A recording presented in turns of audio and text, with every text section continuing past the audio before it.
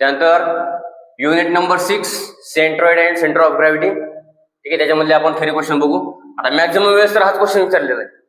ठीक आहे, define centroid and centre of gravity किंवा differentiate between centroid and centre of gravity. बघा, define जर विचारलं तर एका खाली एक लिहा आणि डिफरन्शिएट म्हटलं की असे 2 कॉलम करा. ठीक आहे, आता सेंट्रॉइड म्हणजे काय? The geometrical centre of an object. The geometrical center of an object is called as centroid. ठीक आहे, जिओमेट्रिकल सेंटर असेल कोणत्याही फिगरचं तर त्या जिओमेट्रिकल सेंटरला म्हणतो आपण सेंट्रॉइड. सेंटर ऑफ ग्रॅव्हिटी म्हणजे काय? The weight of the body is at the point. म्हणजे कोणतंही एखादा सॉलिड बॉडी असेल त्या सॉलिड बॉडीचा जिथं मॅक्झिमम वेट ऑफ बॉडी एखाद्या पॉइंटला ऍक्ट होणार आहे त्याला म्हणतो आपण centre of gravity. The weight of the body at the point is called as centre of gravity. ठीक आहे, त्यानंतर सेकंड आहे बघा, centroid is applicable for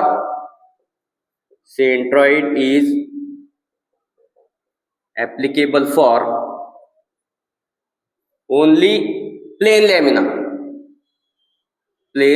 lamina म्हणजे 2 डायमेन्शनल काय डायग्राम असणार आहे. ठीक आहे, त्यासाठी जसं example that is rectangle, triangle, ठीक आहे, square, circle etcetera.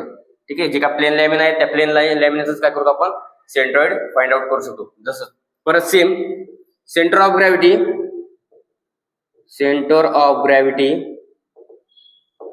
Is applicable for solid volume. ठीक आहे, सॉलिड बॉडीज दॅट इज काय असणार याच्यामध्ये सिलेंडर, ठीक आहे, सॉलिड कोन, त्यानंतर आहे स्फिअर एक्सेट्रा.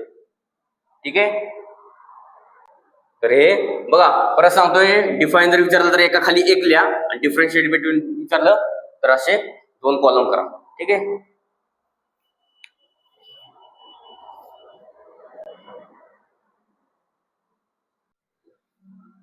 त्यानंतर बघा 2 मार्काचे क्वेश्चन्स आहेत. ठीक आहे, फॉर्म्युला विचारले त्याच्यामध्ये स्टेट द सेंट्रॉइड ऑफ.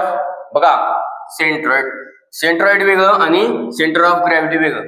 ठीक आहे, state the centroid of the semi circle and show it on the sketch.